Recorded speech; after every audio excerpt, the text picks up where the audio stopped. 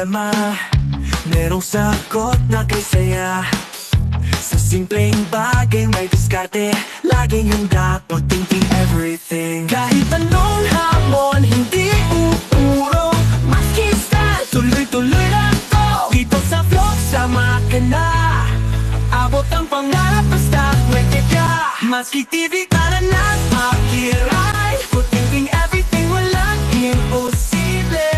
Sa channel, ikaw ay inspired, kaya natin to. Yun, service tayo.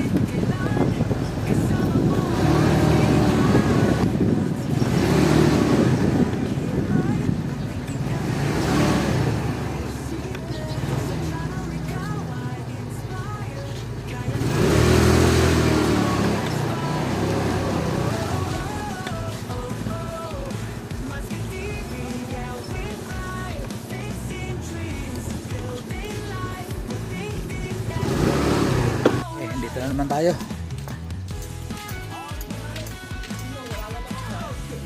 Tao po.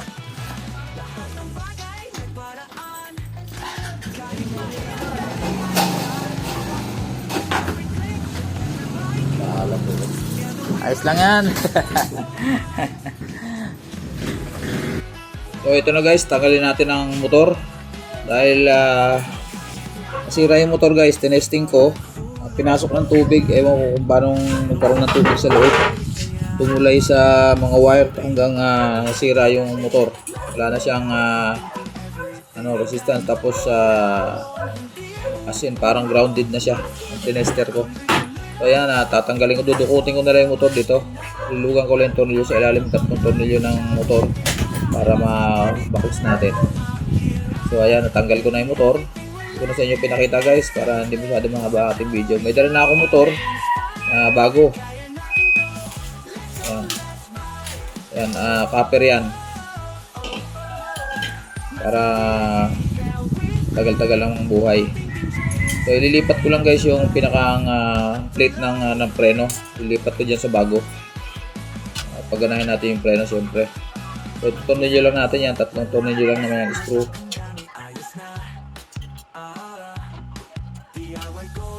Ayan.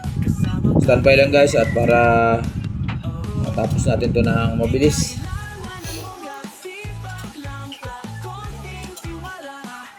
Tapos wiringan na natin sa loob. Isalpak muna natin siyempre yung pinakang ng preno. Yan yung iniipit ng preno yan. Bali ito pangatlong punta ko na to rito. Siguro anong buwan, January yata yun. Ang unang problema niyan is nginatgat ng daga yung mga wire. Bagsak lahat yung wire sa baba. Dun sa pinaka mga timer, tanggal lahat yung wire. So nagawa ko naman yun after 2 months. Bumalik na naman ako dahil nginatgat na naman daga. Pero simple lang naman nasira. So hindi naman nalaglag yung lahat ng wire. So pati yung hose niyan dati pinaltan ko dahil nginatgatan din daga. So iniigpitan na natin yung sa ilalim, yung screw ng motor, pinaka sa spring. So sa part na yan, isasalpa ko yung pinakang basket. Nilagyan ko lang ng konting grasa, wala akong dala lang, grasa lang, manipis lang linagay ko para hindi siya mag-ingay, lumalangit din kasi pag tuyo na. So sinalpa ko lang muna sa loob. So tapos na siya, mag-wiring naman tayo pagkatapos niyan. Siyempre itan ko muna yung yung pinakang screw ng pinakang tornilyo ng pinakang basket niya. Yan. Number 8 lang naman, tsaka number 10.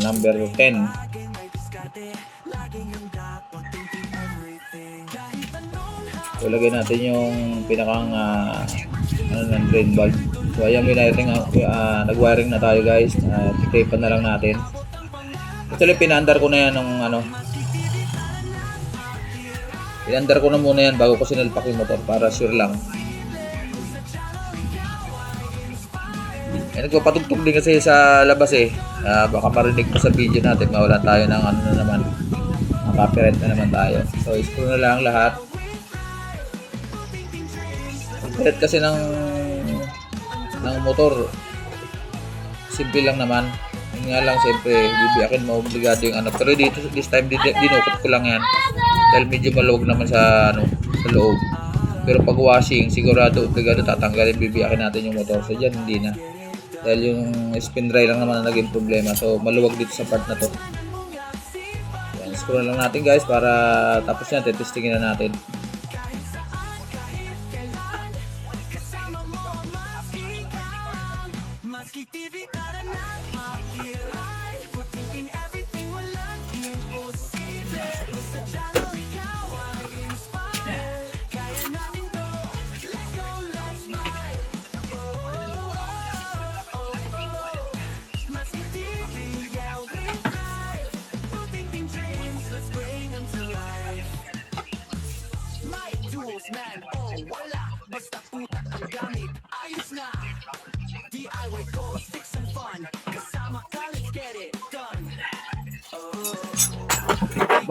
Nagpapatugtog kasi yung mga tauhan kasi may ginagawa sa bahay. Ang lakas ng sound sa loob. So, makikita nyo naman kung ano ang ginagawa natin. So, kumpletuhin lang natin yung mga screw niyan. Dinuwagan ko lang ng konti yung mga screw para may angat ko ng konti, para mailabas ko ng maigi yung motor. Kasi medyo alanganin pa rin. So, ayan, higpit lang naman yan. Tapos lalagyan natin ng tubig para matesting din daw yung motor kasi ng washing daw. Minsan may tagas dito sa may drain valve.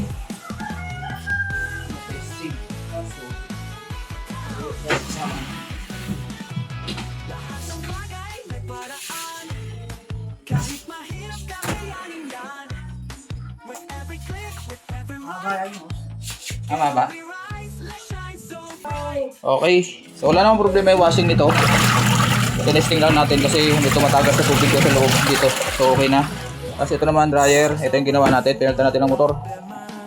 Ayan, umikot na. Ayan, ito. Maganda pa preno eh. Ayun. So tatakpan na natin para makauwi na tayo.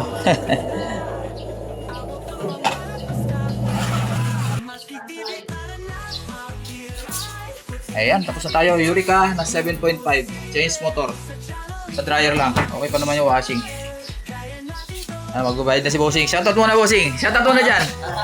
Ayan. Shoutout muna, Bossing. Shoutout nga pala sa nagawa ko na sa abroad. Wow, saan sa abroad? Riyadh. Salamat bro ah. Thank you. Ayun, tapos na tayo guys. Shootan niya nasa abroad. Ayun guys, salamat. At ako'y nakatapos na isang kliyente ngayong araw. April 19 ba? Ayan. So, pangatlong punta ko na rito. Nung unang inatgat ng daga yung mga wire.